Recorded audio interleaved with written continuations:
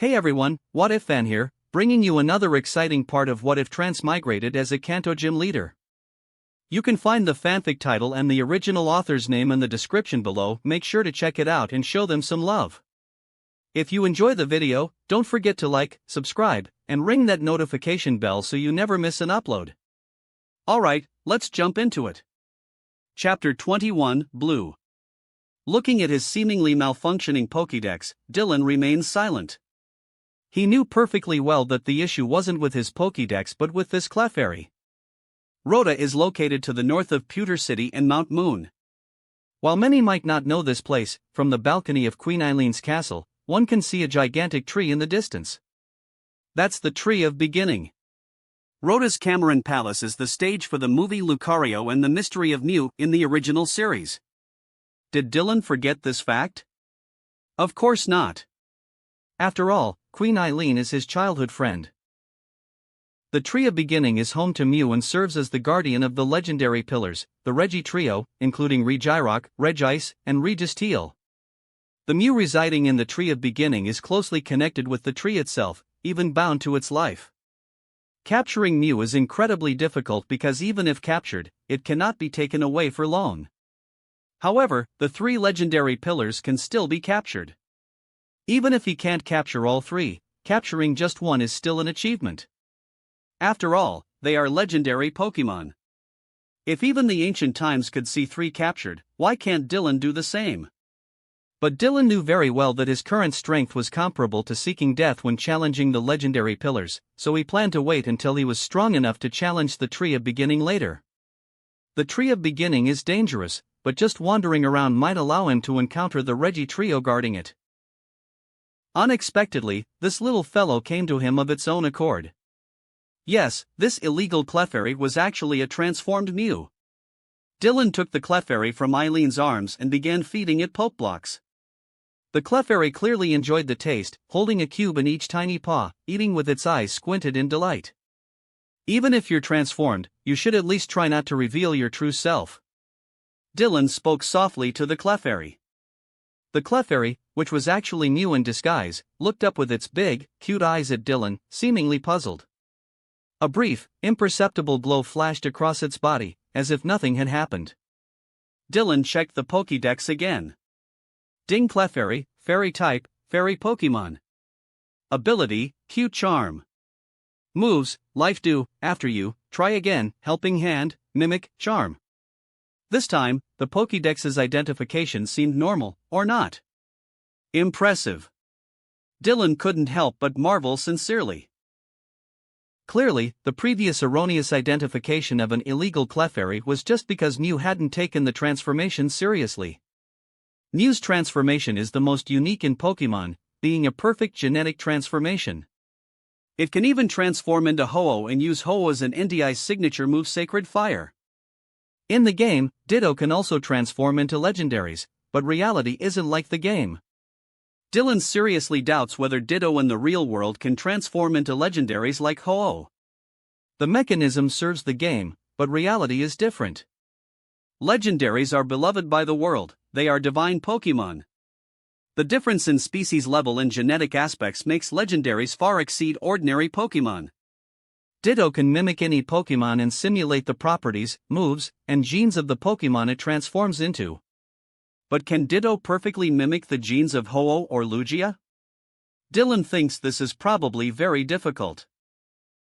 Even transforming into Suicune or Entei would be a feat for Ditto, let alone the higher-level Ho-Oh. If Ditto could truly become Ho-Oh, well, Dylan would immediately go capture 6 Ditto. However, Dylan believes this is impractical. But Mew can do it. Mew is a mythical Pokémon with original genes on par with Ho-Oh and Lugia, and it can transform into Ho-Oh without any issues. And it is a particularly perfect transformation, so perfect that the Pokédex can't even detect the difference. This is proof. Meow. After finishing a whole box of Pokeblocks, the Clefairy let out a contented burp, lying back in Dylan's arms, rubbing its chubby little belly with its short paws. So comfortable. It's really adorable. Eileen's eyes sparkled as she gently touched the Clefairy's cheek with her finger. The Clefairy glanced at Eileen but didn't mind. It's indeed cute. I'll take care of this little one. Dylan lifted the Clefairy with a smile, examining it from all angles, and finally said, "From now on, you'll stay here. As always, food, drink, and lodging are all covered." Dylan placed the Clefairy on his shoulder, smiling. Is it excessive for a trainer to raise a cat?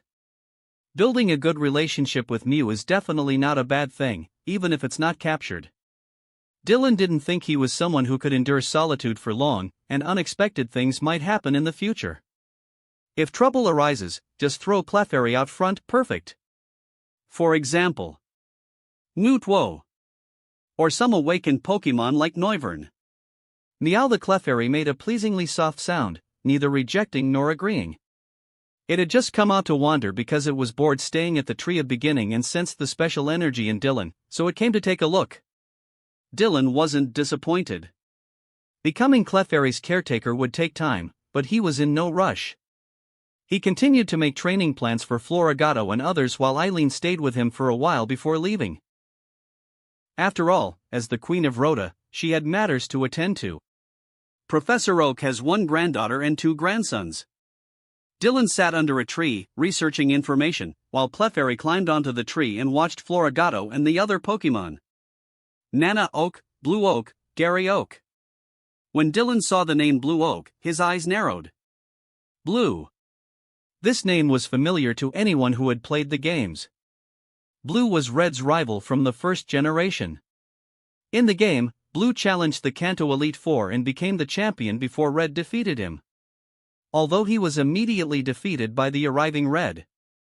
In the second generation, Blue, having been defeated by his rival Red, toned down his arrogance and became the leader of the Viridian Gym.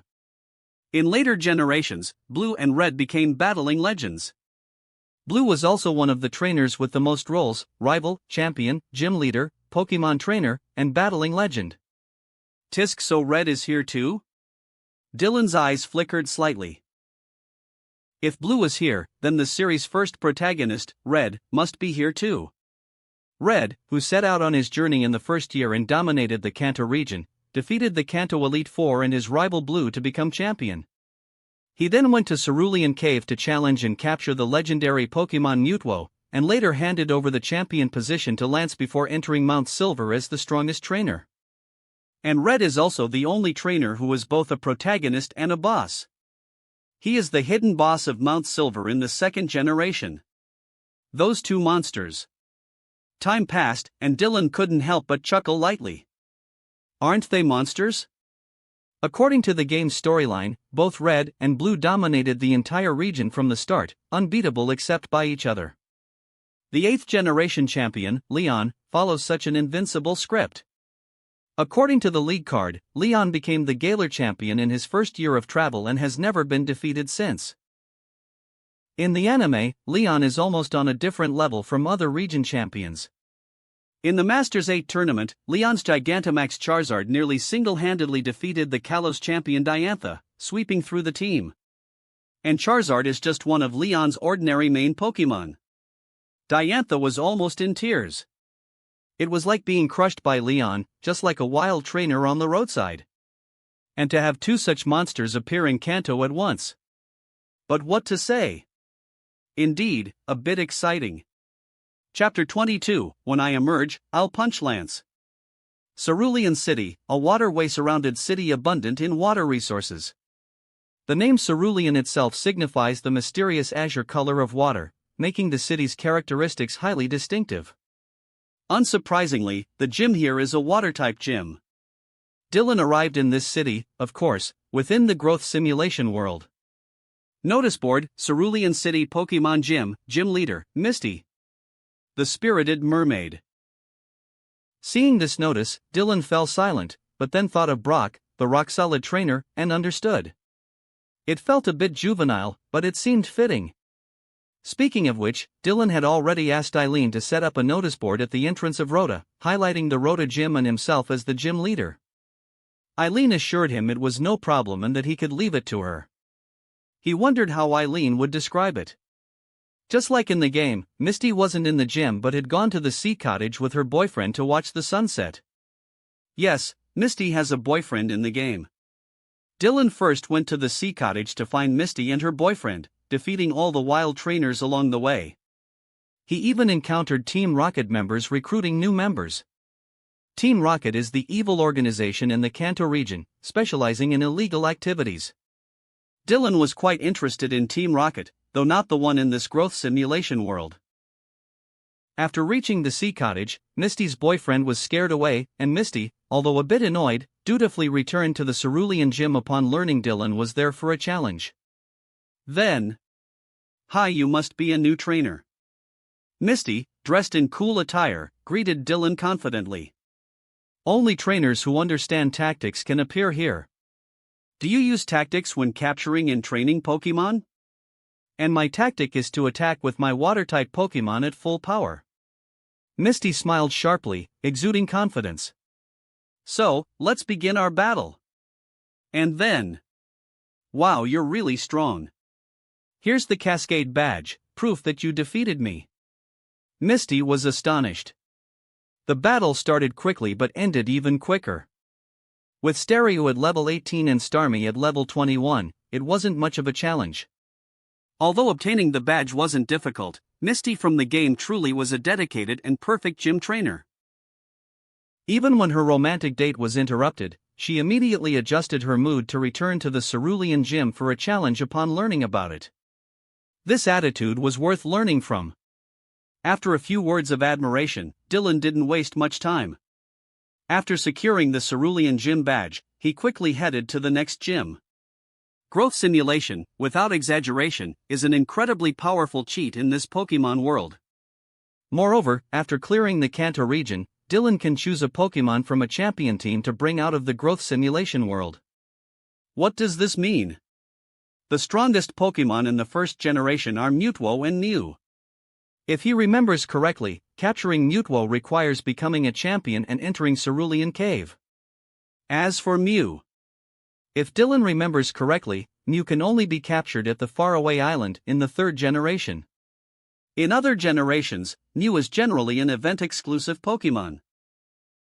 The question is, if this growth simulation world simulates the first generation game, will there be a place to capture Mew?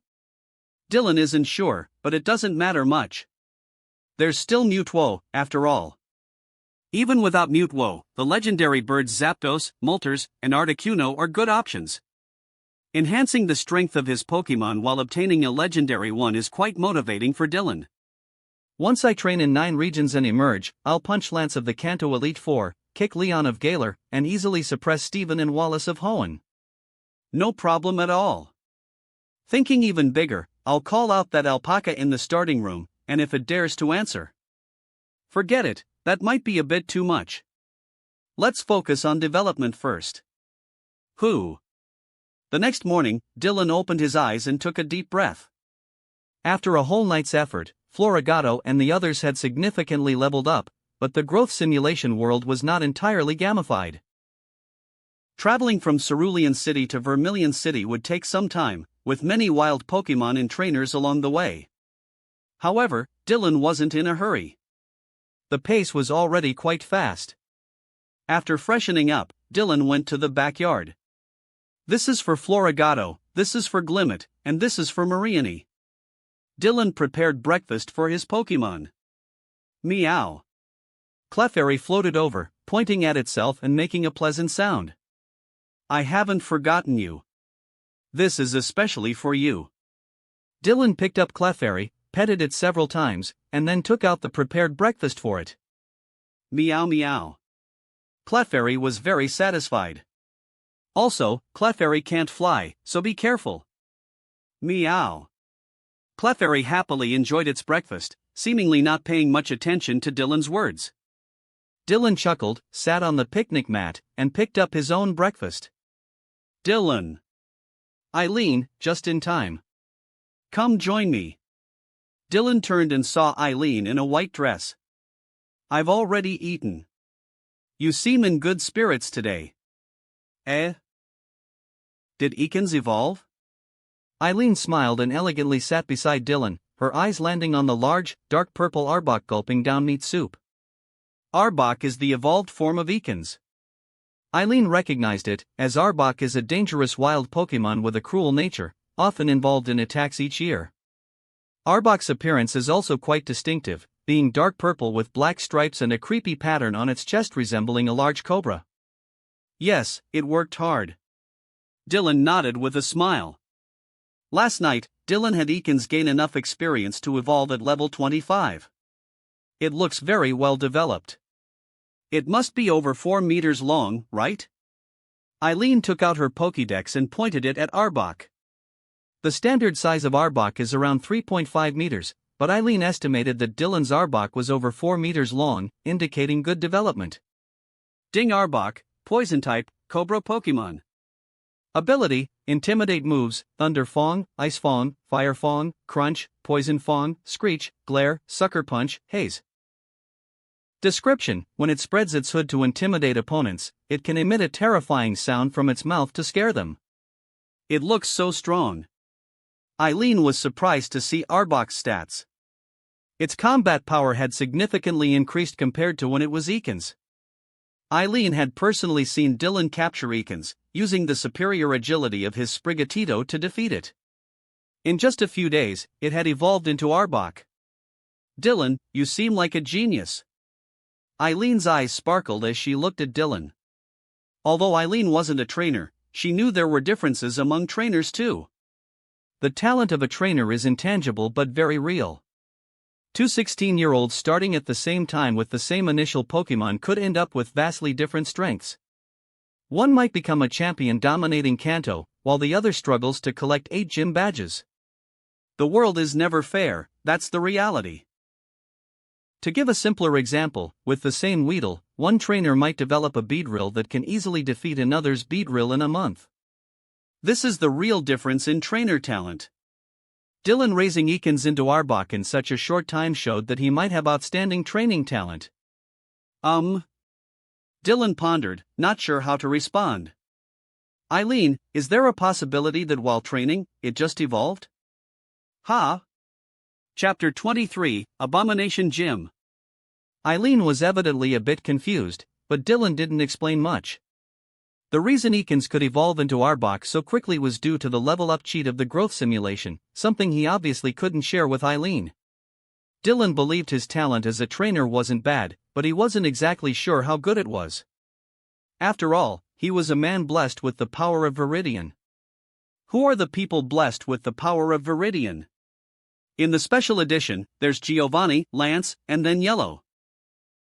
According to rumors, every 10 years or several decades, a person with special abilities is born in Viridian, and every person chosen by Viridian is extremely unique. Giovanni and Lance need no introduction. In the later stages of the special edition, they could even hold off one of the 3 deities of Sinnoh in the Sinjo ruins, facing the deity head-on and successfully delaying it. This achievement is absolutely top tier among champions. Yellow is even more special. She not only possesses the basic abilities of the Viridian power, like healing and sensing Pokemon's thoughts, but also, as her fighting spirit rises, her Viridian power can temporarily enhance her Pokemon's strength level. She can cheat for her Pokemon on the spot, how about that? This special Viridian power is unique to Yellow. Giovanni and Lance don't have this ability. So, it's proven that no one chosen by Viridian is weak. As for Dylan, he hadn't found anything particularly special about his Viridian power yet. It seemed to only have the abilities to heal Pokemon and sense their emotions, along with a natural affinity with Pokemon. Yes, Dylan mainly relied on this affinity, barely using his healing ability. A few more days passed. Hitmonlee. In the Rota Gym, amidst the heart-wrenching cries of the challenger, a heavily poisoned Hitmonlee fell. Releasing its fangs still shimmering with a dark purple poison glow, Arbok flicked its tongue and slowly slithered back to Dylan. Hitmonlee is unable to battle. Arbok wins.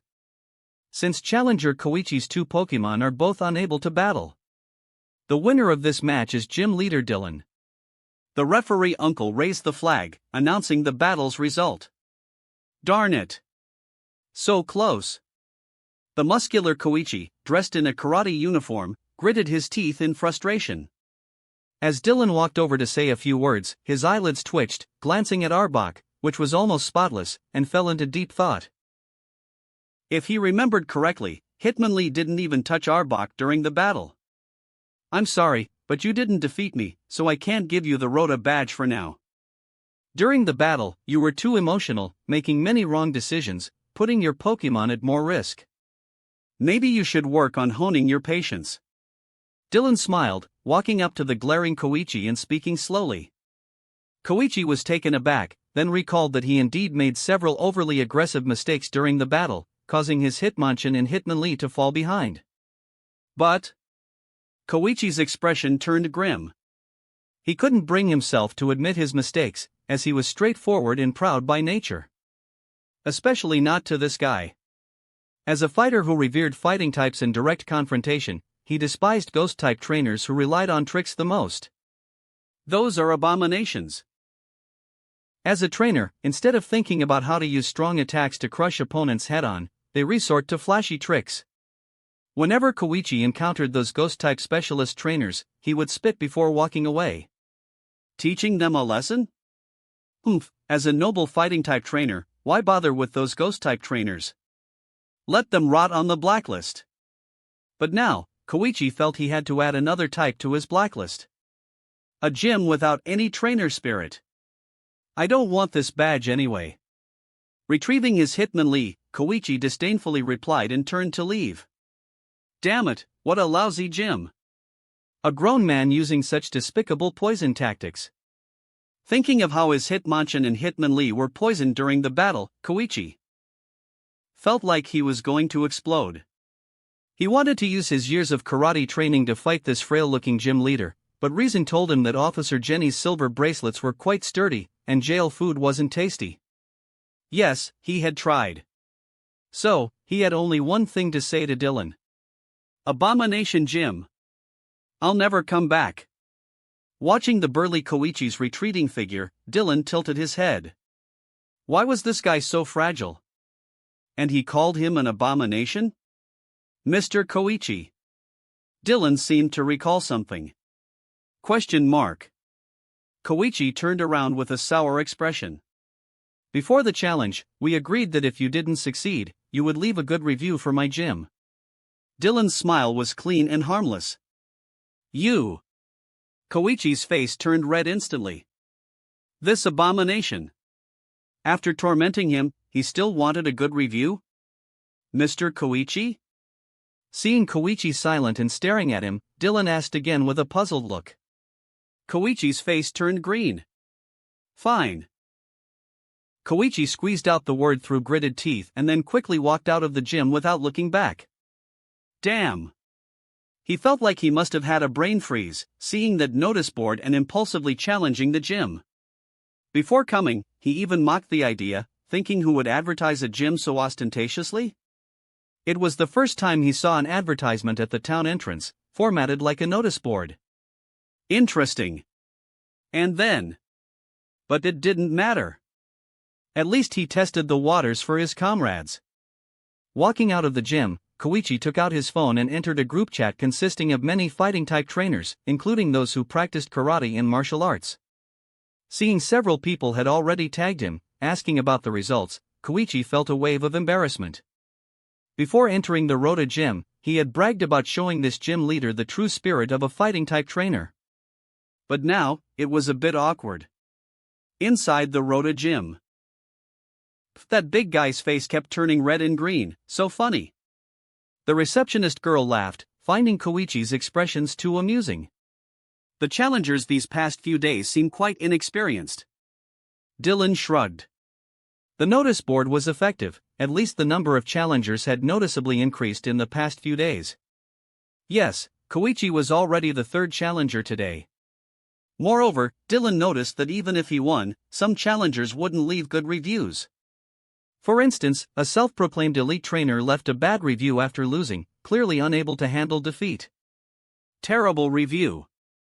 The gym leader lacks any trainer spirit, using toxic spikes and stalling for time. How can such a person be a gym leader? Disgusting.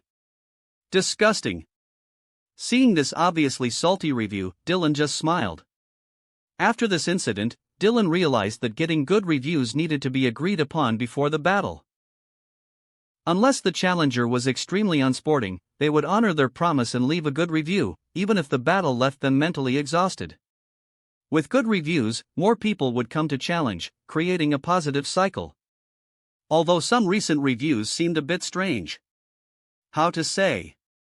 Gym leader Dylan is warm and sunny, and he pointed out my shortcomings. I highly recommend this gym, definitely worth a try. Good review. Next time, I'll bring Steel-type Pokemon. Can someone tell me where to catch them? Ugh. Gym leader Dylan is very handsome, but the difficulty is too high. My head was spinning after the gym battle. Even though I didn't win, I acknowledged the gym leader's challenge level.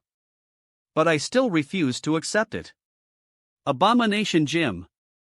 A trip to Kanto isn't complete without challenging the Rota Gym. Everyone should try it. Oh, by the way, gym leader Dylan uses a water-type team, so I recommend using grass-type Pokemon. Gym leader Dylan is strong. By the way, the person above, are you okay? Smile.jpg. Hee, I told you all, this gym is pretty good. Dylan was satisfied, looking at the positive reviews from the past few days. Chapter 24, Celine. For the next 2 days, the handsome gym leader Dylan will be out for training. Trainers who wish to challenge this gym, please come back in 2 days. Friendly reminder, if you encounter the gym leader in the wild, there's a chance he might accept your challenge. Rota Gym notice board. Gym leader, is this alright? Today, the receptionist girl, with cute twin tails, smiled happily at Dylan after writing on the notice board. Very good. Your handwriting is beautiful. Dylan praised her with satisfaction. Her writing was indeed very pretty. Hee, but gym leader, is this really okay? It seems like, apart from the Indigo League tournament, no other gym takes holidays. The receptionist girl was happy to be praised but soon showed some worry on her delicate face. What if a challenger reports our gym for neglecting duties? No worries. Gym leaders need rest too, and I'm not on holiday, I'm training. Dylan spoke calmly. Normally, gym leaders, as the girl mentioned, only rest during the Indigo League tournament. This is mainly because when the Indigo League tournament starts, no one challenges gyms for badges anymore since the competition has begun. However, as a modern and good gym leader, Dylan believed he deserved some time off. Working non-stop all year is not ideal, at least he should have weekends off to relax. Moreover, he could use these weekends to experience the world's adventurous spirit, and he had a point to make. He was going out to train. Who says gym leaders don't need to improve? Nowadays, the competition among gym leaders is intense. They face pressure from peers, challengers' public opinion, and inspections from the league. Who knows when a pink-haired inspector might come down with their latias and shut down your gym? In the anime, the Kanto gym inspector is a Nurse Joy with a latias. The Joy family is full of surprises. So, Dylan also needed to train hard to improve himself. It's a normal thing. If I don't train, how can I get stronger? If I don't get stronger, how can I better face challengers? Our gym's reputation is improving bit by bit. Many strong trainers might come to challenge, so I need to improve too. Dylan spoke with a straight face, not feeling any shame. Besides, Dylan knew from the original story that gym leaders often disappeared. Wasn't it a standard feature? He was just blending in. Yes, I believe the gym leader can do it. The receptionist girl nodded enthusiastically, her twin tails bouncing. Very good. Go home now, and remember to come to the gym in 2 days. Yay! Getting a 2-day break, the receptionist girl was quite happy and ready to have some fun. By the way, gym leader, is the gym still hiring? Do you have someone to recommend? Dylan checked the time. Eileen hadn't arrived yet. Yes, I have a friend who's very interested in becoming a trainer, and she's a great person. Gym leader, you're so amazing, could she come to the gym as an apprentice? The receptionist girl looked at Dylan expectantly. She wasn't interested in becoming a trainer herself. Even though training was popular in this world, not everyone wanted to be a trainer, as it required a solid foundation. The girl became the receptionist at Rhoda Gym because her family wasn't well off, and Dylan, knowing her situation, offered her the position out of kindness. Sure, since you recommended her, bring her in a couple of days. Dylan pondered for a moment and then smiled. Great. Gym leader, you can trust Celine. She's different from me, she's really amazing. She could recite type matchups easily as a child. Celine? Dylan was surprised to hear the name. Celine? Look, gym leader, Celine is here. Celine. The receptionist girl noticed something, her eyes lighting up, and she waved excitedly in that direction. Dylan turned to see a slender black-haired girl with a pure, delicate face, wearing a yellow floral top and green shorts, her straight legs visible. She looked around 15 or 16 years old, with a pure and innocent aura. Hearing the girl's voice, Celine quickened her pace, jogging over. This. Dylan's eyes flickered as he looked at Celine. Was this fate? Hey, Dot. Celine smiled sweetly, clearly happy to see her childhood friend. Green, long time no see. This is the gym leader, the leader of Rhoda Gym. The receptionist girl hugged her friend tightly and quickly introduced Dylan. Gym leader, this is Celine, my neighbor, whom I just mentioned. Hello, gym leader Dylan. Celine politely bowed, her clear eyes filled with curiosity as she glanced at Dylan. For this Rhoda Gym leader her friend spoke of, Celine was indeed very curious. Hello, no need to be so formal. Since you're a friend of her, just call me Dylan like she does. Dylan's gentle voice made it easy to feel at ease. I heard that you want to become a trainer, right? How old are you now? I'm 15, turning 16 in 5 months. Celine answered obediently. Then you can start traveling near the end of the year. Dylan nodded. No wonder she was still in Kanto. Would you like to join Rhoda Gym? I'm not a famous trainer, but I'll do my best to teach you. Dylan smiled. Thank you, gym leader Dylan, I'd love to. Celine was pleasantly surprised. Becoming an apprentice at a gym is a rare opportunity for any aspiring trainer. Her dream was to become a champion. And her friend was desperately giving her encouraging looks. Yay, now Celine can keep me company every day. The receptionist girl was thrilled, jumping up in excitement. Alright, come to the gym with her in 2 days. Okay. Eileen is here. Gym leader Dylan, we'll leave now. Go ahead. Dylan watched the 2 girls leave, chatting happily, still feeling a bit emotional. What's up? Is she a friend? Eileen walked up to Dylan, noticing his unusual expression. Yes, a very talented trainer. What a coincidence. Dylan sighed at the coincidence. He knew Celine was from Kanto, only moving to Alola with her mother at the start of the game. But the original story never specified where in Kanto Celine was from. Turns out, it was Rhoda Street. A very talented trainer? Eileen was surprised. Those 2 words were quite significant, especially coming from Dylan. Yes, she's a prodigy. Dylan glanced at Celine, who hadn't gone far yet. And by prodigy, Dylan meant it as a compliment. This girl was as talented as red and blue. Who would have thought? This seemingly innocent girl not only single-handedly defeated the strongest evil organization, Team Rainbow Rocket, from a parallel world but also defeated the strongest legendary Pokémon, Necrozma, 3 times, eventually subduing it. Let's go. Dylan stopped thinking about it. Whether Celine in this real world had the same talent as in the game, she was now Rhoda Gym's first apprentice. He would teach her well. Who knows, maybe a future trainer who shocks the world will come from Rhoda Gym. Chapter 25, Pokémon Inspection Bureau.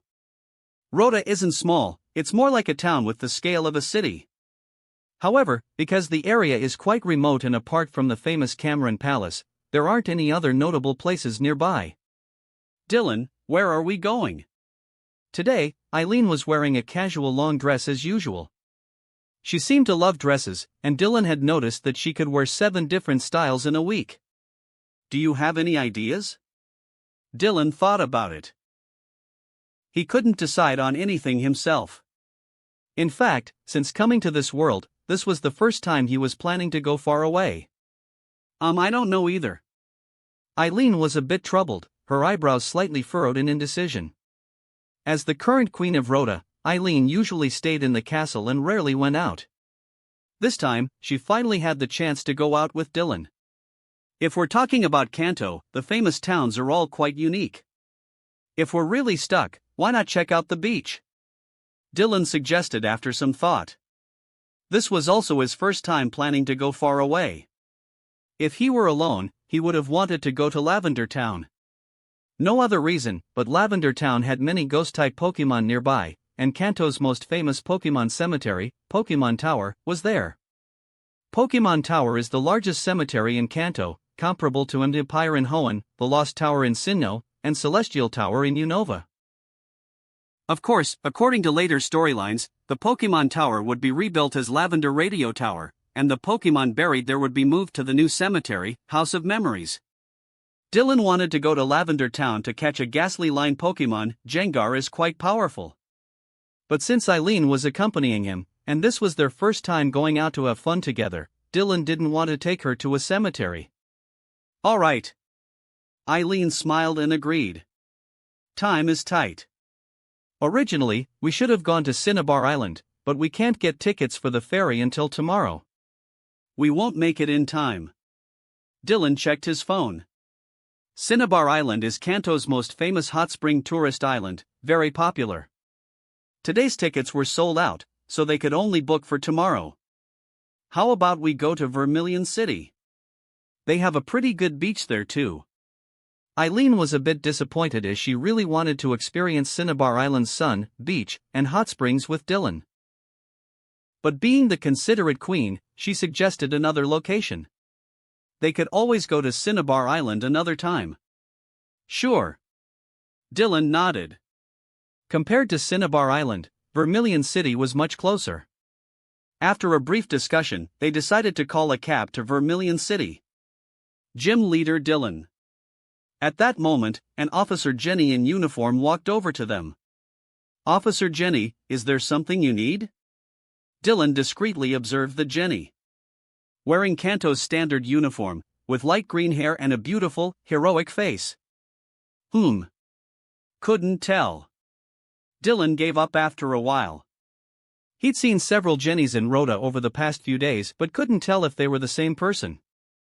The Pokemon world is indeed fascinating, especially in terms of genetics.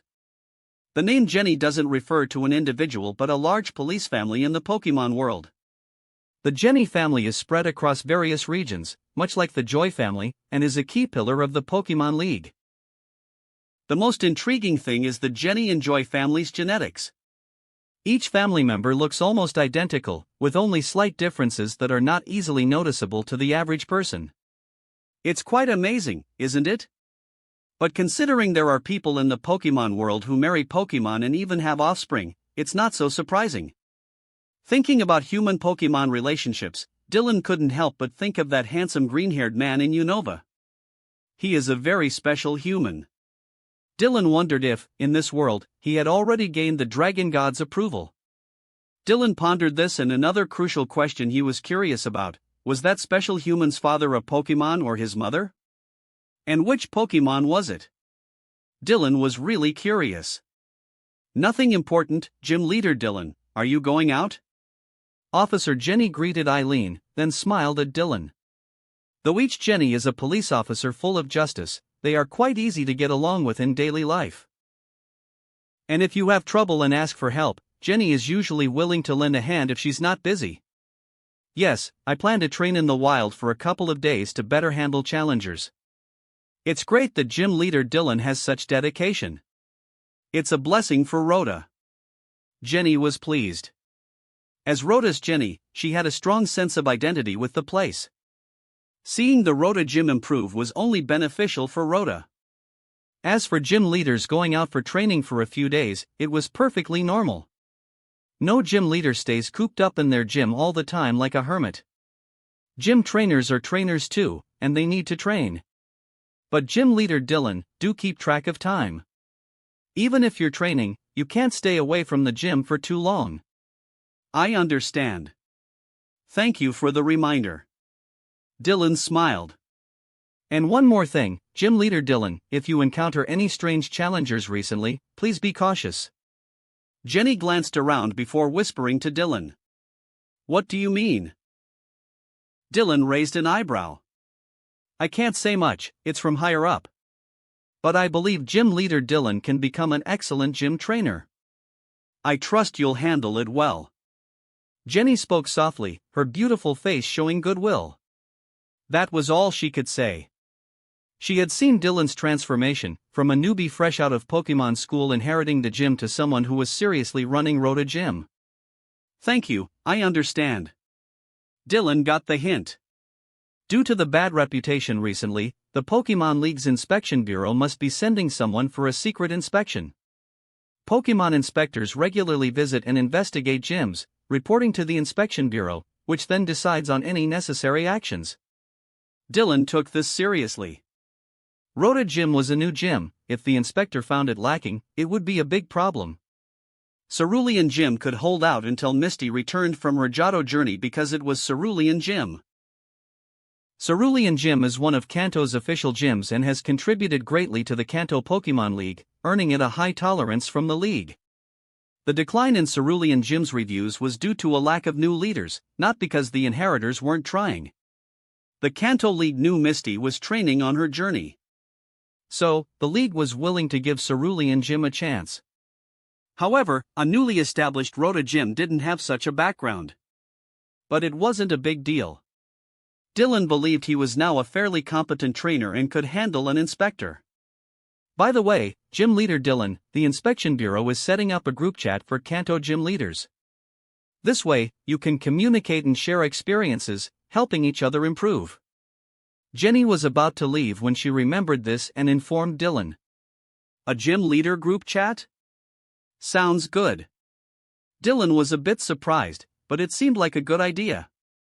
There are many excellent gym leaders in Kanto. You can learn a lot from experienced leaders like gym leader Giovanni from Viridian City. He's a very strong and skilled trainer, which will benefit you greatly. If you want to join the group chat, you can contact the Inspection Bureau. Thank you, Officer Jenny, I will. Dylan smiled and nodded, though his expression was a bit odd. Many excellent gym leaders seniors in Kanto? Giovanni? No problem there. Giovanni's public persona as a gym leader is impeccable. But if we're talking about the excellent gym leader seniors in Kanto, Dylan's mind conjured images of several gym leaders. In the games, it's fine, those gym leaders are responsible. But in the anime, their personalities are quirky yet acceptable. However, in the special manga version, it would be amusing. Chapter 26, Vermilion City. In the previous life, Pokemon, as the world's #1 IP, had developed countless main and branch lines. The game series had already reached its 9th generation with Scarlet/Violet, but undoubtedly, the most classic was the first generation. The Kanto region is particularly unique, especially when it comes to its gym leaders. The evil organization in Kanto is Team Rocket. Compared to the subsequent generations of evil organizations with various ideologies like expanding land and sea, reshaping the world, ideals versus reality, or purging the world, Team Rocket's ideology is relatively pure, world domination. Yet, without a doubt, Team Rocket is also the most straightforward evil in people's minds among all the evil organizations. The anime, aimed at children, rarely reveals Team Rocket's true dark side, but both the games and the SP. Special manga provide descriptions.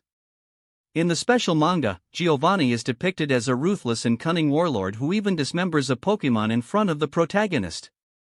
Team Rocket's atrocities include robbing passerby Pokemon, hunting wild Pokemon, and conducting inhumane genetic experiments on Pokemon.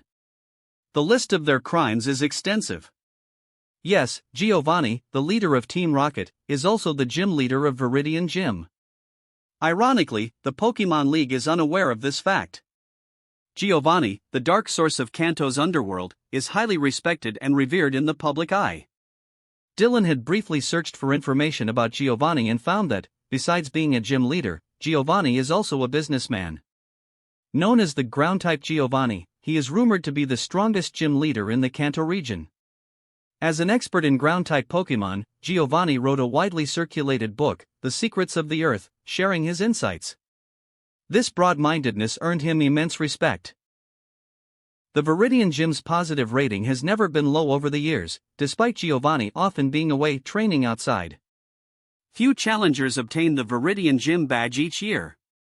Yet, due to Giovanni's strength and reputation, the value of the Viridian Gym badge is high, and trainers take pride in earning the green badge from Viridian Gym. However, no one would guess that Giovanni is the leader of Team Rocket, the biggest scourge of Kanto's underworld. Of course, this doesn't concern Dylan right now. He only thought of this because of Officer Jenny's words. If the gym leaders were like their special manga versions, Officer Jenny's words about excellent senior gym leaders would be a complete joke. Speaking of which, Team Rocket will target Sylph Company later. After bidding farewell to Officer Jenny, Dylan remembered this point. Sylph Company is one of the world's top companies and the largest in Kanto by scale and output. Sylph Company primarily manufactures products, excelling in the industry. The Pokeball technology that trainers rely on today was pioneered by Sylph Company. One can imagine how massive a company holding the technology for Pokeballs would be in this world. However, in this world, there is a clear divide between the trainer side and the life industry side. Powerful trainers, especially champion-level trainers, can be incredibly destructive, capable of destroying cities with their main Pokemon. Though Sylph Company is wealthy, super wealthy, in fact, money doesn't equate to military power. In the original story, Sylph Company was easily taken over by Team Rocket, who occupied its headquarters in Saffron City. The president of Sylph Company was tied up and thrown in a corner like a dead dog. If the protagonist hadn't come to the rescue, Team Rocket would have drained Sylph Company dry, and all its assets would have been taken. Ordinary people wouldn't risk angering the Pokemon League by breaking this rule, but Team Rocket is an evil organization. The Pokemon League controls the balance between the trainer side and the life industry side. Anyone breaking this taboo would face severe retaliation from the Pokemon League. But Team Rocket has no such scruples. Giovanni can do whatever he wants. I need to mention this to my dad, he's the largest shareholder of Sylph Company. Dylan thought. His father currently holds a 50% stake in Sylph Company, making him effectively the owner. So, Dylan is actually a super rich heir. Since that's the case, he can't let Team Rocket mess with his family business or let them take its assets. What's on your mind, Dylan? Eileen asked curiously, seeing him deep in thought. Is it because of what Officer Jenny said? I believe in you, Dylan, you can definitely pass the Pokemon Inspection Bureau's test. Eileen had also picked up on Officer Jenny's hint about the Pokemon Inspection Bureau. But she trusted Dylan would pass the test. Of course, Dylan smiled, snapping out of his thoughts. Let's head to Vermilion City. All right. Vermilion City is located at the southern seaport, the largest coastal city in Kanto, and an international port city. Vermilion Harbor serves multiple routes, and world-class luxury cruise ships often dock here. The name Vermilion comes from the orange-yellow color of the city at dusk. At sunset, the entire Vermilion City is bathed in a layer of orange-red light, making the city look very soft and beautiful. The smell of the sea. After a few hours in a private car, Dylan and Eileen arrived in the city. Eileen immediately felt the slightly salty sea breeze unique to the harbor city, which she found quite pleasant. Which inland girl doesn't dream of seeing the sea? It's different from the game. Dylan glanced around and commented briefly. Over the past few days, he had completed the Vermilion Gym in the simulation.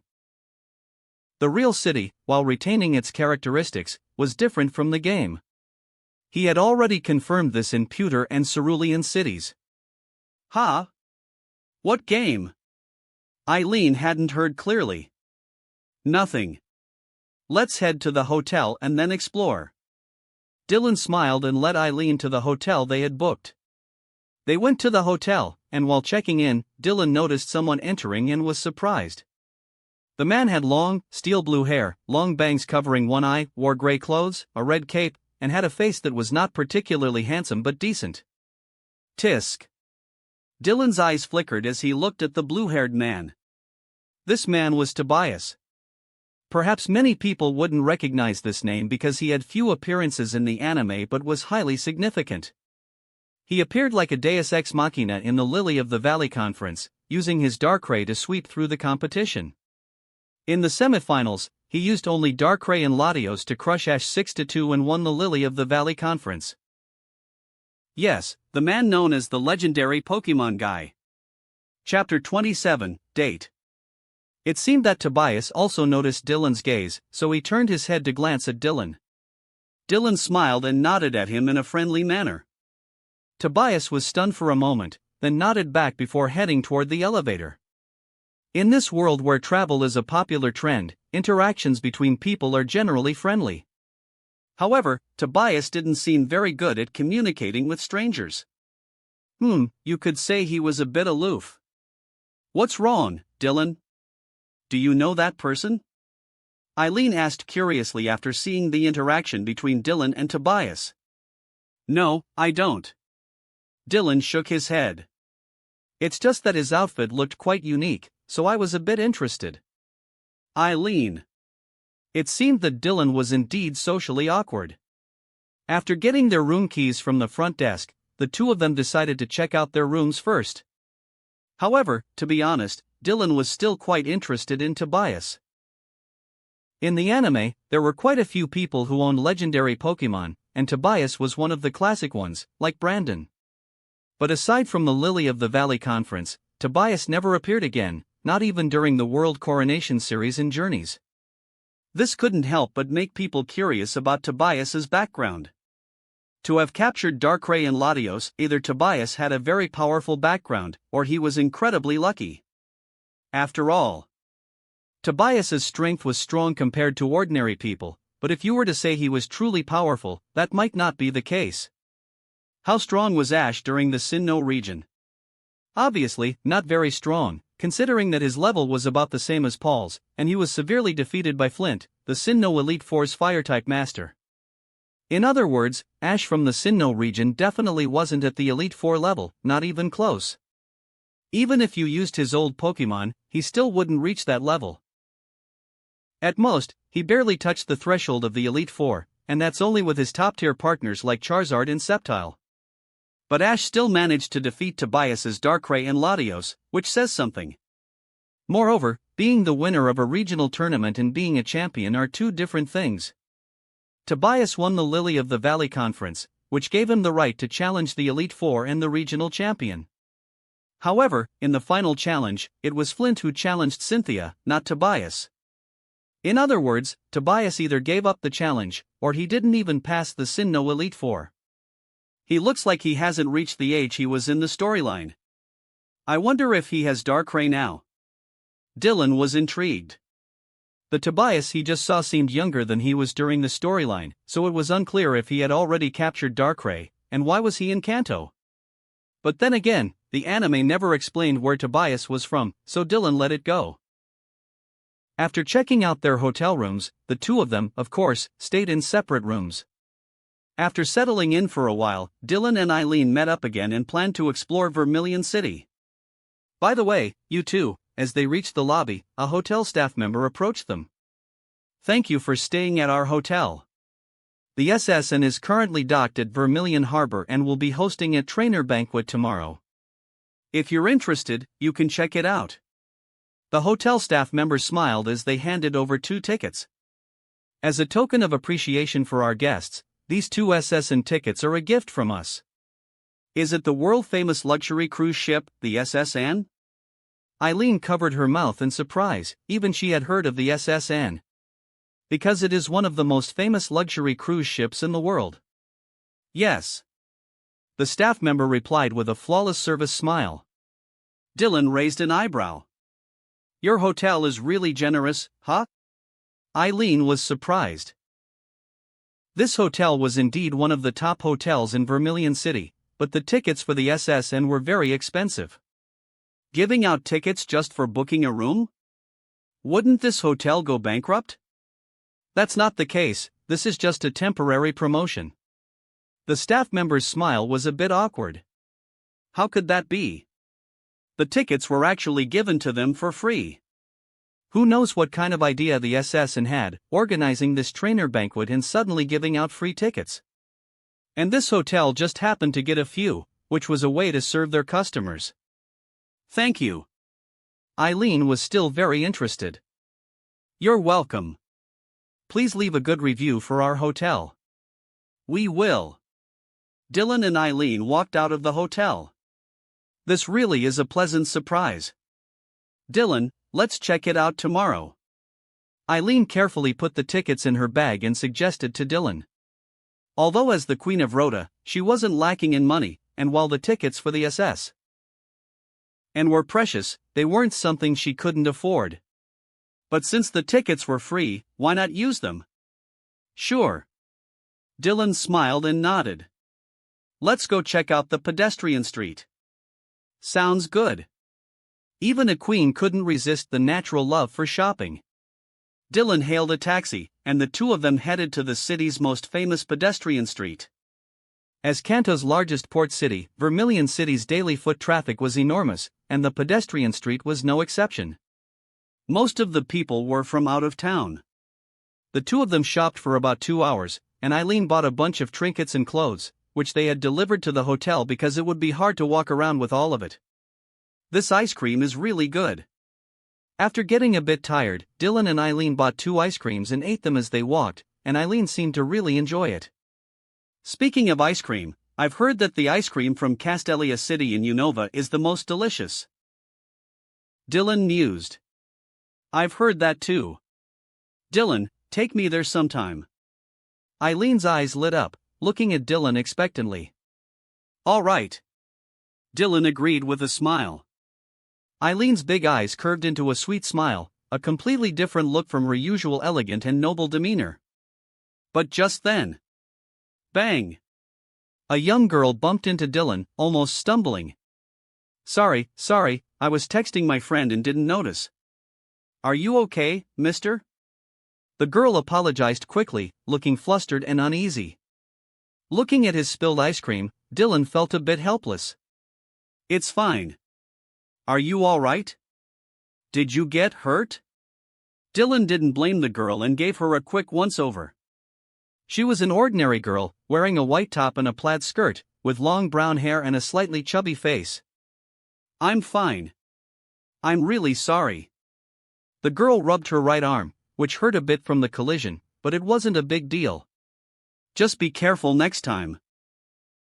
This is a busy street, so you should watch where you're going, Eileen said gently to the girl. Although the girl had bumped into Dylan, she had apologized, and it wasn't intentional. Thank you, sister. I'll remember that. The girl responded obediently. Brother, sister, can I go now? My friend is waiting for me. The polite girl pursed her lips, looking a bit anxious but still seeking their permission to leave. She was very well-mannered. Eileen didn't make the decision for Dylan since he was the one who had been bumped into. Dylan looked at the girl with interest. You can go. Thank you so much, mister. I'm really sorry about today. The girl quickly thanked Dylan and grabbed her bag, ready to leave. But just as she was about to walk past Dylan, a hand grabbed her arm. Mister? The girl's expression changed slightly, and she turned to look at Dylan in confusion. Mister, is there something else? Could you please let go of me? It hurts, sister. The girl looked worried and a bit scared, speaking softly. Seeing that Dylan didn't budge and just smiled at her, she turned her tearful eyes to Eileen. Eileen was puzzled but trusted Dylan and didn't say anything. The girl's eyes shifted again. Don't you have something you want to say? Dylan's half-smile made the girl a bit anxious. Mister, it's not appropriate to grab a weak girl's arm in broad daylight, is it? Finally, the girl's tone changed, with a subtle hint of threat, clearly warning Dylan. I could accuse you of being a pervert. The girl lowered her voice, obviously not wanting to make a scene. Those aren't the words of a weak girl. Dylan shrugged. Besides, I could accuse you of stealing. My wallet is with you, isn't it? The girl's pupils dilated slightly. I'm not. I didn't. How can you falsely accuse an innocent girl? Chapter 28, I prefer excitement. The young girl appeared very angry, and her firm denial made Dylan feel a sense of admiration. What a skilled actress. Dylan? Eileen, who was standing beside him, was shocked. Did Dylan just accuse this girl of stealing his wallet? But Dylan wouldn't falsely accuse someone, right? Eileen looked at the girl with suspicion now filling her eyes. No. Sister, you have to believe me. I really didn't steal this big brother's wallet.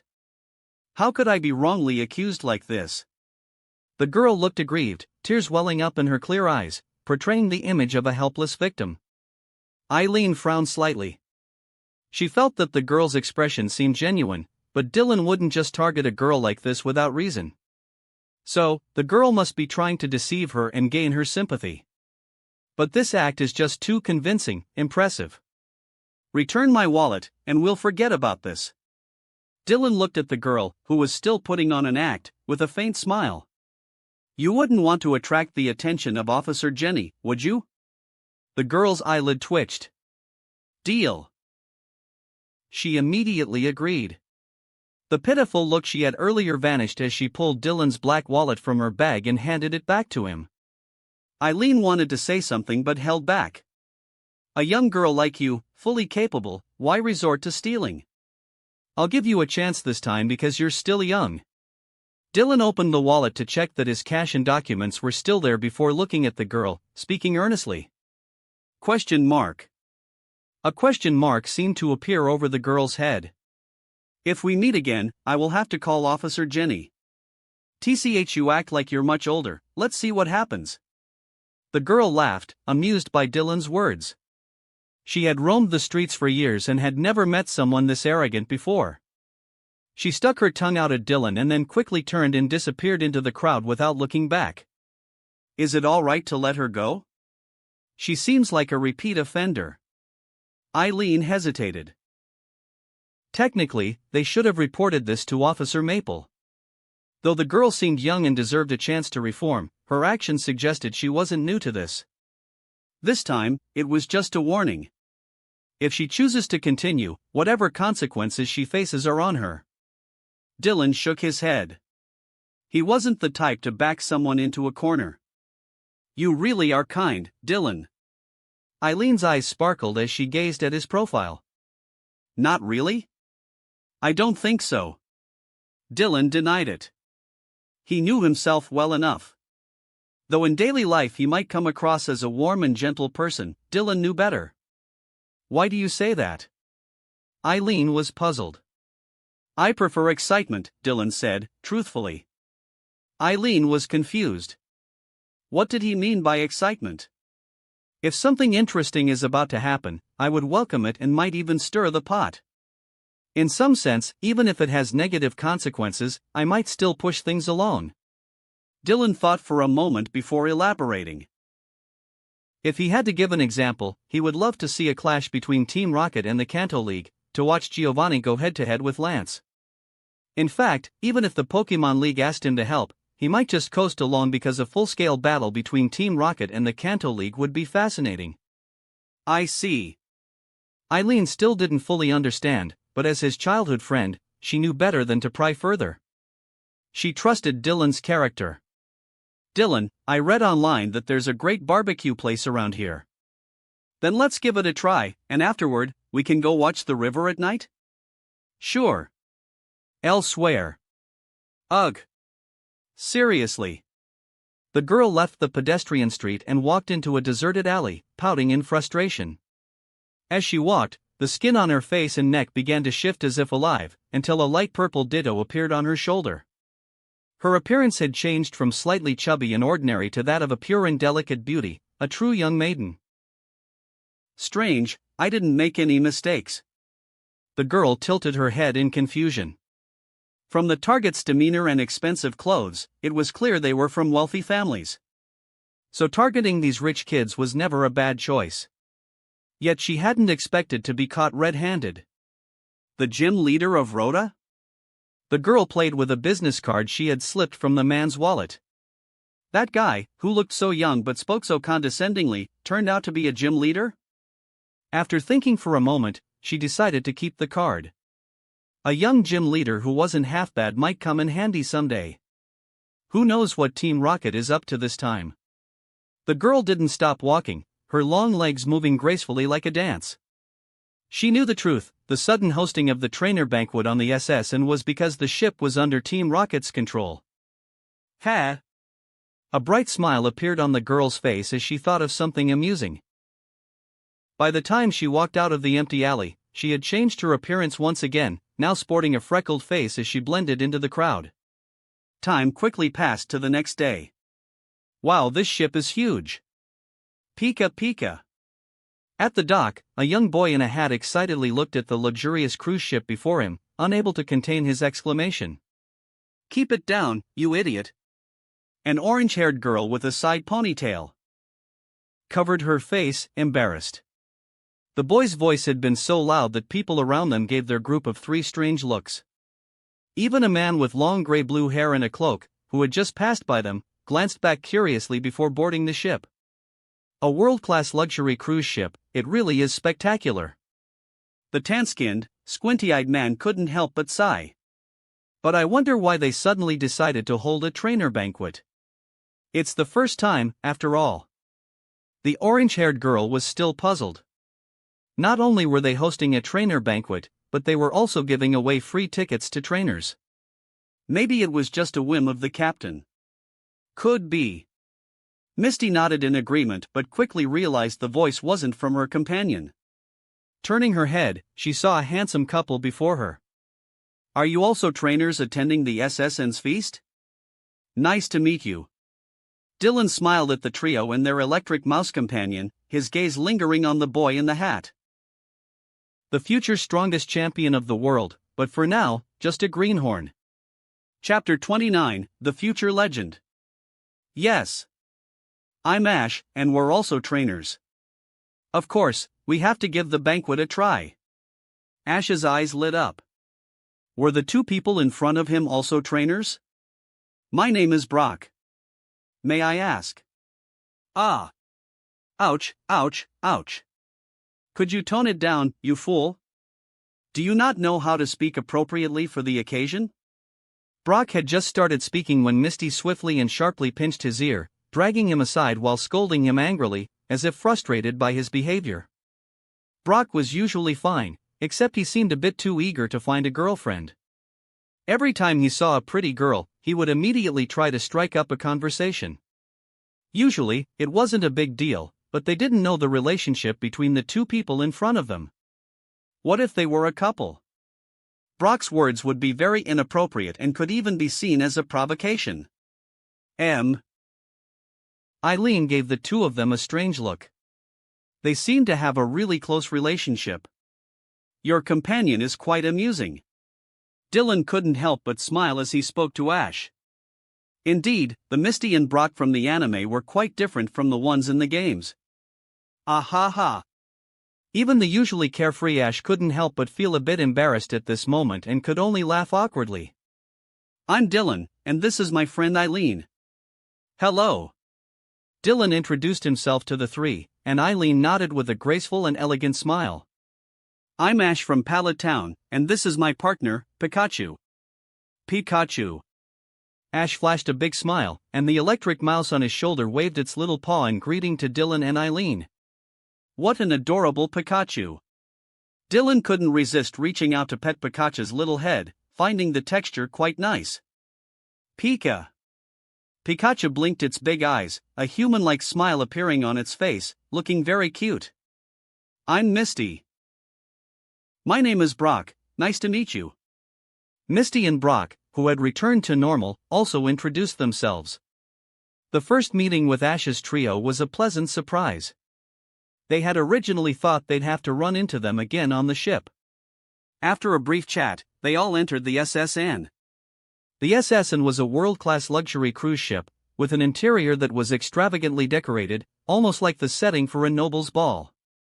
In fact, it wasn't far from the truth. Dylan took a quick look around.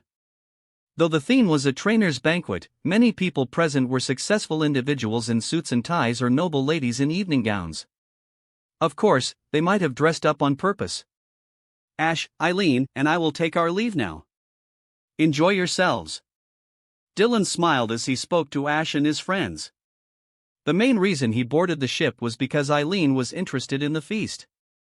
And regardless of the version, the SS and was always taken over by Team Rocket, so it was a chance to witness the event firsthand.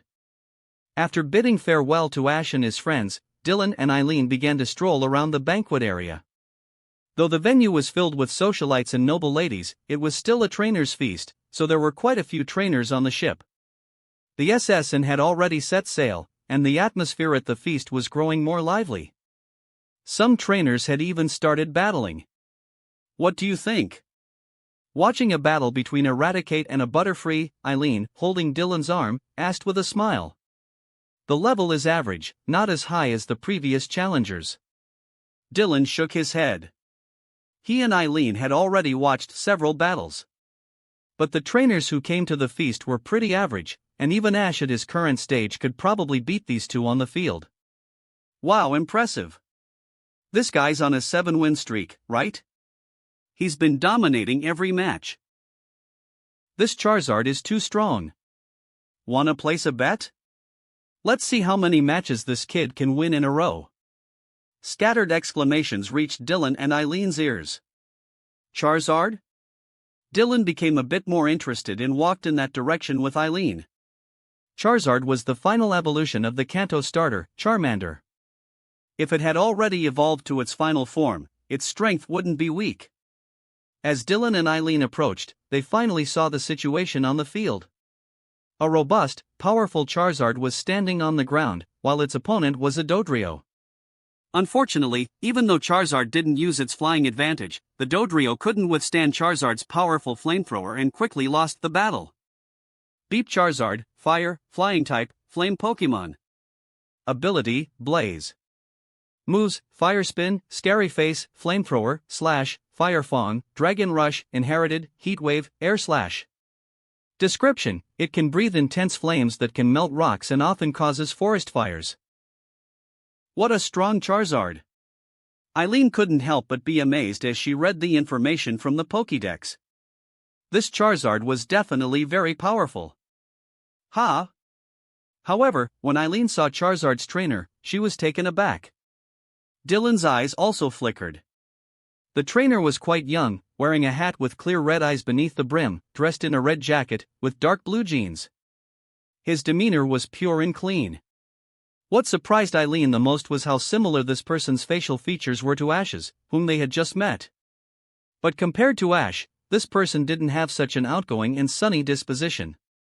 His calm, emotionless expression made him seem a bit aloof. Or maybe not aloof, but rather someone who wasn't good at socializing. Red. Dylan gazed at the young man, unsure of what he was feeling at the moment. The future legendary trainer, Red. The world sure worked in mysterious ways. Dylan never expected to meet Red for the first time here. Meanwhile, on the field, Red shook his head, declining another challenger. After several battles, he had realized that the level of these trainers was rather limited. He recalled Charizard, ready to leave, but just then. Red. A joyful voice called out to Red. Red turned around, and there stood the boy with the Pikachu. Ash. A smile appeared on Red's delicate face as he walked towards his beloved brother. Red, what are you doing here? You didn't even tell me. I heard the SS was hosting a trainer's banquet, so I came to check it out. But... Red didn't finish his sentence, but the disappointment in his voice was clear. He had come here hoping to meet strong trainers. Red loved battles, loved intense, powerful battles, and longed to give his all in a fight. That was his belief, his pursuit. But after several battles, he found that the trainers here weren't much different from the random youngsters he encountered on the road. What about you? How do you feel? Red's clear red eyes reflected the face of his brother, his usually calm voice softening. As an older brother, Ash was his younger brother, and Red was truly very fond of him. It's a lot of fun. There are so many trainers here. I just won 3 matches. Ash proudly boasted about his victories to his brother. Well done, Ash. Red's lips curved into a smile, praising his brother. Every time he saw Ash's enthusiastic and joyful expression, Red couldn't help but feel happy as well. Red understood that while his brother Ash might not be as naturally gifted as he was, Ash's love for Pokemon and his passion for battles weren't any less than his own. Red also believed that Ash would one day become his rival. He always firmly believed that because it was a promise he had made with Ash. Ash might be trailing behind him now, but he would catch up. SS in Captain's room. An old man was tied up, his hands and feet bound, with a white cloth stuffed in his mouth, lying pitifully in the corner. This was the captain of the SSN, but now he was just a helpless old man.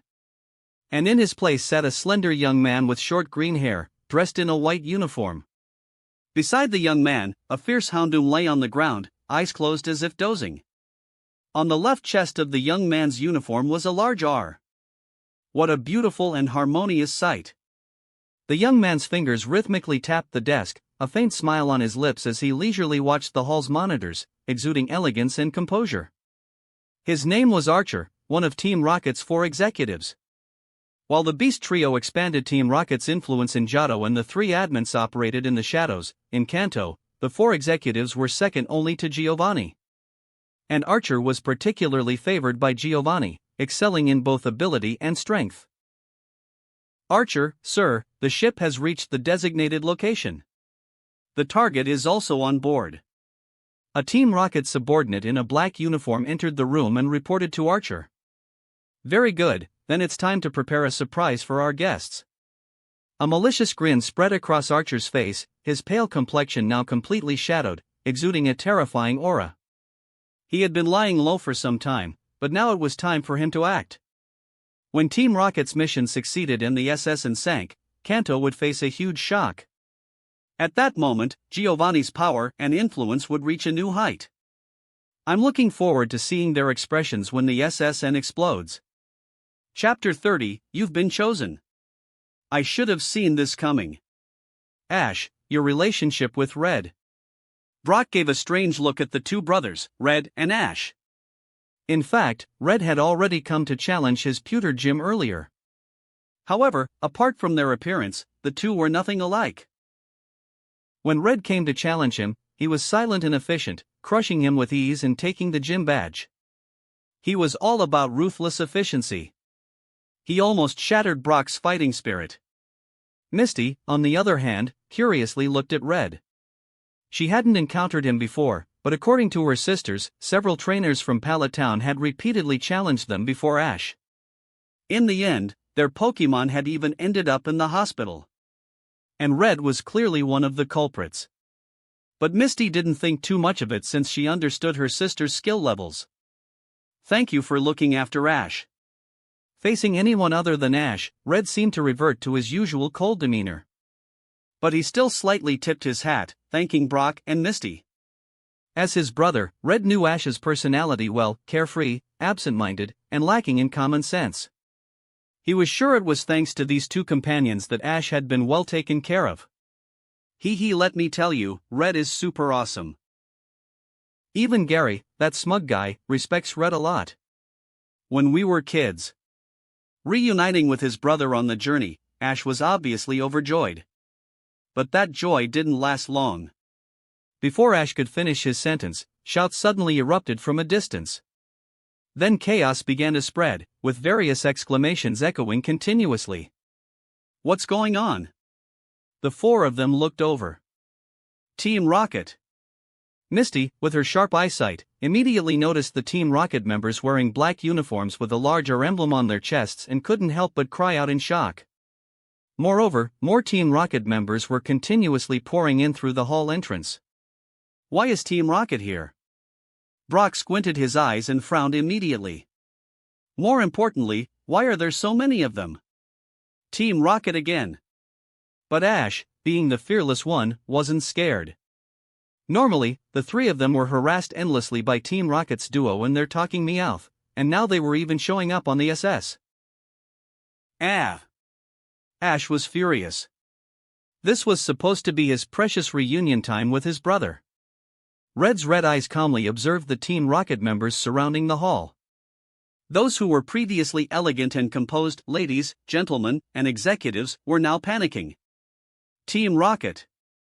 The absolute overlords of Kanto's underworld. They were known for stealing Pokemon, illegal trade, genetic experiments, and all sorts of evil deeds. An organization strictly wanted by the Kanto League. However, not many people had actually seen Team Rocket in person, but that didn't stop them from being afraid. After all, the Team Rocket members in front of them had cold, ruthless expressions and looked extremely dangerous. These Team Rocket members hadn't done anything too extreme yet, they simply surrounded all the passengers in the hall, though their attitudes were far from polite. One overweight man in a suit moved a bit too slowly, showing reluctance, and a Team Rocket member gave him a hard shove, causing him to fall painfully to the ground. But when he looked back, a fierce Raticate was glaring coldly at him. The man in the suit dared not say a word in protest. How can that guy do that? Ash's strong sense of justice flared up at the sight, and he was about to stand up and speak out. Brock and Misty immediately tried to stop him. Calm down, Ash. Now isn't the time to act rashly. A hand pressed down on Ash's shoulder, and a low voice spoke to him. Ash was startled and turned to see it was Dylan and Eileen, whom they had met earlier. But I know you're upset, but we can't rush things now. Let's see what Team Rocket's up to first. Dylan's eyes scanned the surrounding Team Rocket members. These were genuine members of an evil organization. Even their demeanor and attitude were completely different from the comedic trio they usually encountered. But where was that trio? Things had already taken a different turn from the anime.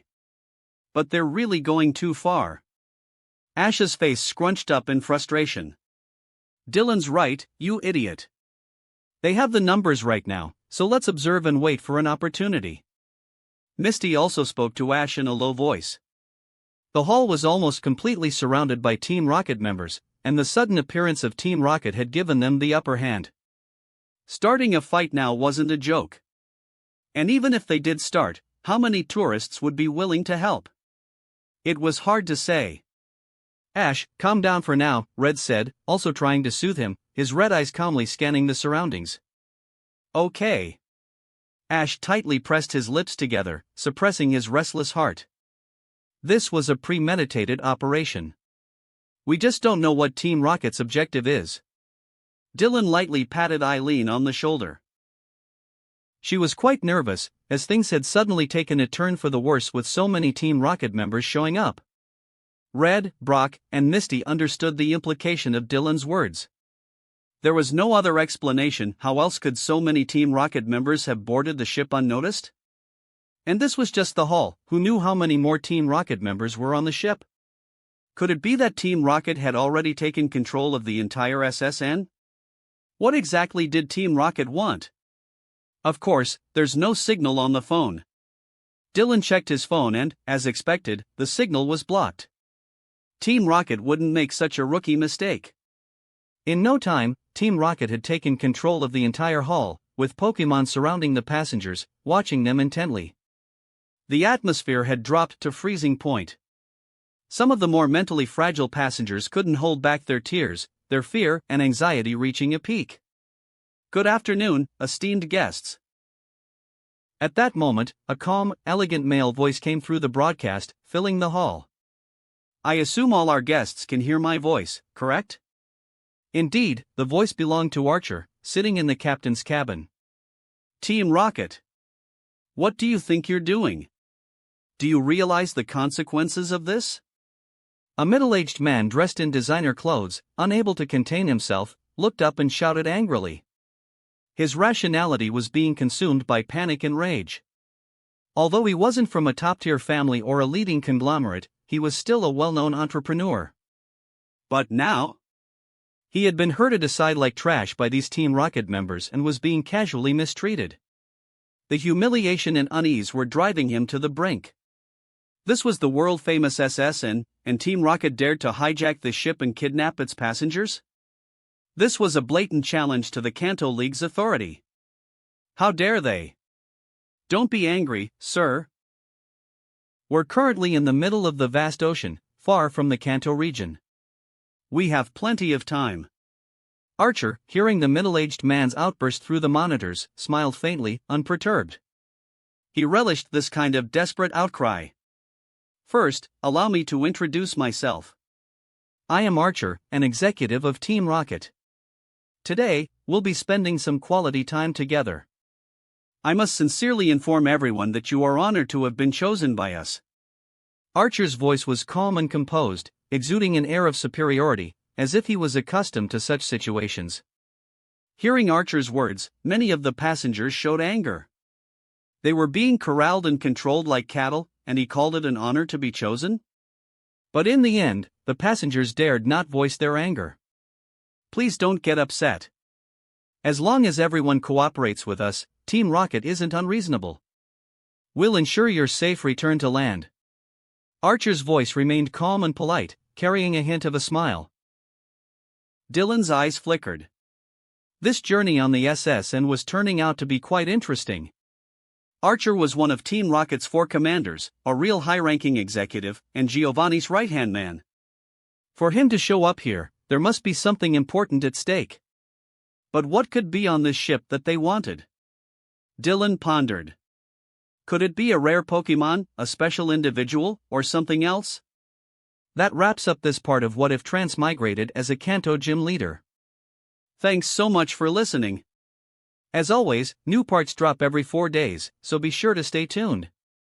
If you enjoyed the video, don't forget to like, subscribe, share it with your friends, and please consider supporting the original author as well. See you in the next one.